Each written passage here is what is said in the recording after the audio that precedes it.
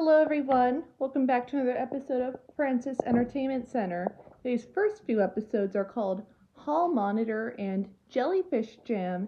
Enjoy the videos. At Mrs. Puff's boating school, it is time to select the hall monitor for the day. Mrs. Puff notices that SpongeBob is the only one who has yet to serve as hall monitor. SpongeBob then approaches Mrs. Puff and, after desperately attempting to find another candidate, she is forced to give the hall monitor duties to SpongeBob.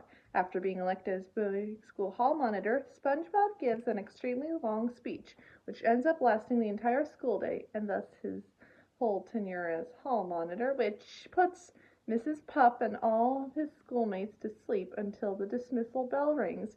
Out of sympathy, Mrs. Puff allows SpongeBob to at least wear his uniform until the next day, although privately apprehensive of her decision. Unfortunately, SpongeBob goes above and beyond the call of duty and decides to become the hall monitor of the city, with disastrous results.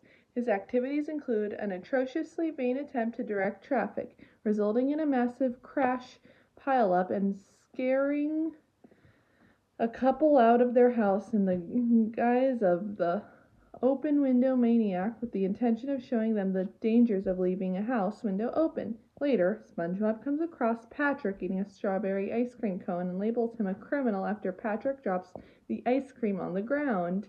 Then, a newspaper boy comes up to SpongeBob and Patrick and gives them a newspaper with the headline, "Maniac Strikes Bikini Bottom." SpongeBob looks at the newspaper headline, alerting about a maniac causing the trouble around town, blind to the fact that he is himself the article's subject. SpongeBob suggests they stop this maniac, which gives a saddened Patrick the chance to, in his words, be good by becoming SpongeBob's deputy. They end up getting ice cream twice as part of Patrick's ex-criminal advice, and then decide to split up to find the maniac, communicating using walkie-talkies.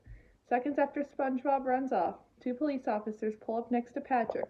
They ask him if he has seen the maniac, showing him a wanted poster with a picture of SpongeBob, which he at first mistakes for an imagined separate maniac, and screams with terror at the mere sight of the poster. The cops patiently assure him that it's just a drawing and not the real thing, and instruct him to tell them if he has seen the person when they show the picture.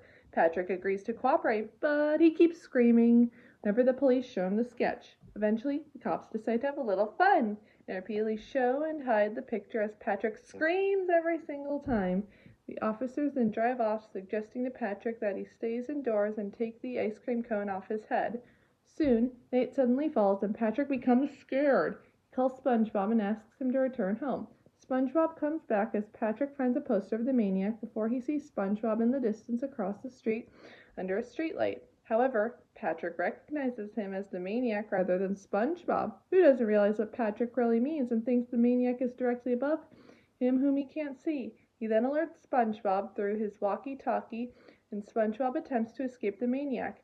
Everywhere he goes, Patrick tells him the maniac is there, causing SpongeBob to hide in a mailbox for safety. Upon being told that the maniac is also in there, he bursts his arms and legs out of the mailbox, sprinting around the city. In a blind panic, his terrified state, he topples several buildings and crashes through a fence covered in the wanted posters. After seeing a poster from the fence, he finally realizes that he is the maniac who has been reported in the newspaper and is being pursued by law enforcement, causing Patrick to scream and run away off screen. Shortly afterward, the police arrive to arrest SpongeBob, but Mrs. Puff appears and berates him for causing the destruction of Bikini Bottom. She then explains and confesses the situation to the police, letting out that he is her responsibility. The police interrupt us as taking responsibility for the crimes, and she is arrested instead. Sometime later at boating school, Mrs. Puff is working with the class on their essay while she is being broadcast on TV from jail, until she tells SpongeBob that he needs to see her after class 6 months from now. And the cell door slams.